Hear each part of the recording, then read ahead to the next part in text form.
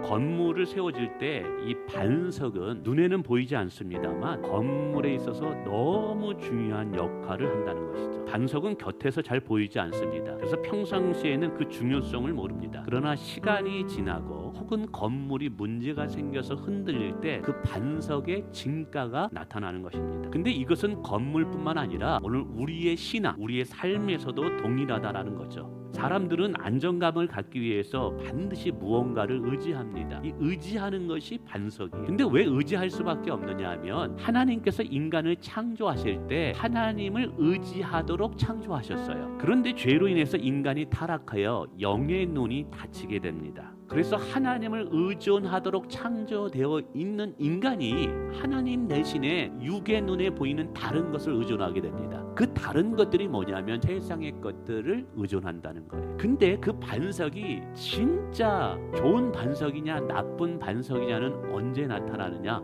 위기의 때에 나타난다는 거예요.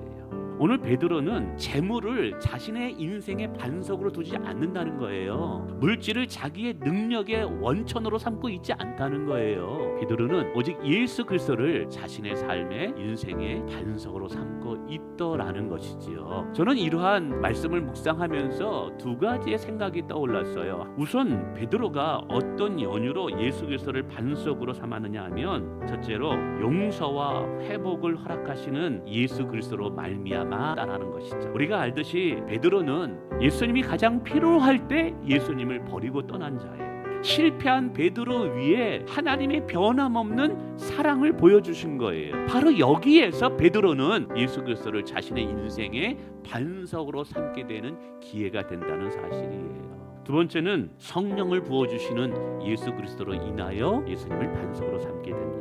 베드로는 두려움이 많았던 사람이에요. 그런 그에게 예수님께서 사도행전 2장에 성령을 부어주십니다. 그러자 베드로가 말합니다. 너희가 십자가에 못 박인 이 예수를 하나님이 주와 그리스도가 되게 하셨다 라고 모든 사람들 앞에 선포합니다. 이제 두려움이 그를 가둬놓을 수가 없어요. 오히려 두려움을 넘어서서 담대한 사람으로 바뀌게 됩니다. 새로운 사람으로 변화시킨 능력이 뭐냐면 예수님이 부어주신 성령으로 가능했다라는 사실이죠. 뿐만 아니라 죽음과 사망을 이기신 부활의 주 예수 그리스도로 말미암아 예수님을 반석으로 삼게 됩니다. 베드로는 안진뱅이에 말합니다. 나사렛 예수의 이름으로 명하노니 일어나 걸어가라. 근데 생각해 보세요. 안진뱅이에게 예수의 이름으로 일어나 걸어가라고 말할 수 있었던 이유는 뭐냐면 예수 안에 그 이름 안에 하나님의 권세가 있음을 믿었기 때문에 그런 거예요. 근데 그 권세를 언제 확실하게 경험했느냐? 부활의 주를 만났을 때 경험했다는 거예요. 여러분, 예수 그리스도는 과거의 역사 속에 기록된 인물이 아니에요. 그분은 죽음과 사망을 이기시고 부활하셔서 오늘 저와 여러분과 함께 계시는 영원한 주가 되십니다. 그분은 죽음을 이기고 사망을 이기신 창조주 하나님이 되십니다. 우리가 예수 그리스도를 붙잡을 때 어떻게 변화될 수 있는지 아십니까? 베드로의 변화된 모습을 보면 알 수가 있습니다.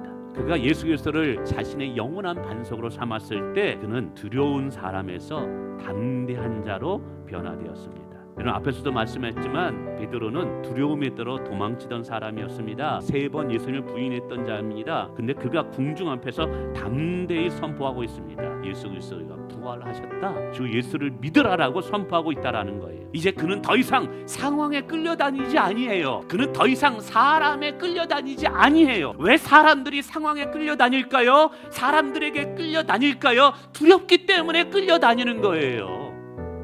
예수 그리스도를 반석으로 삼게 되잖아요. 우리의 삶은 진리 위에 굳건히 서서 사람과 상황에 끌려다니지 않게 됨을 믿으시길 바랍니다. 두 번째, 자기의 능력이 아닌 예수의 이름을 붙드는 자로 변화됐더라는 거예요. 과거는 내 힘으로 살았던 인생이었다면 이제부터는 내가 예수의 이름으로 사는 인생이 되겠다라는 거예요. 여러분 기억하세요. 내 힘과 내 능력으로 사는 자는요, 그것을 반석으로 삼는 자는 반드시 흔들립니다. 그러나 영원한 반석 대신 예수 그리스도를 붙잡고 살아가는 인생은요, 흔들리지 않습니다. 뿐만 아니라 도망치는 자에서 섬기는 자, 증인된 삶으로 변화되었어요. 베드로는 예수님을 버려두고 도망치었는 사람이었어요. 그러나 예수님을 반석으로 삼고 난 뒤에 그는 교회의 기둥 같은 사도가 되었다는 것이죠. 자기의 경험과 자기의 지식과 세상의 것들을 위해 자기의 신앙을 올려놨더니 실패했다라는 거예요. 그러나 이제 영원한 산돌이 되시고 흔들리지 아니하고 요동하지 아니하고 변하지 않는 그 예수 그리스도 위에 우리의 신앙을 세우면 무너지지 않는다라는 거예요. 그래서 그는 더 이상 도망치지 않습니다. 사랑하는 성도 여러분, 우리의 삶은 흔들고 변하는 세상을 반석으로 삼으면 안 돼요. 네, 여러분, 근데 성경은요 우리에게 놀라운 약속을 하나 하고 있어요. 여러분이 예수 그리스도를 구원자로 믿는 순간부터 하나님께서는 예수님을 여러분의 인생의 반석이 되게 이미 하셨어요.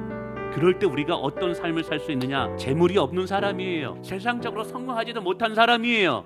그러나 절망 있는 사람에게, 낙심한 사람에게 내게 있는 예수 그리스도의 이름을 명하노니 일어나 걸어갈지어다 소망을 주잖아요. 새 삶을 펼치잖아요. 오늘 우리도 예수 그리스도를 반석으로 삼게 되면 절망과 좌절에 있는 사람들에게 새로운 소망과 비전을 심어주는 사람으로 쓰임받을 수 있다는 거예요. 오늘 우리가 그렇게 쓰임받기를 예수 그리스도의 이름으로 축원을 드리겠습니다.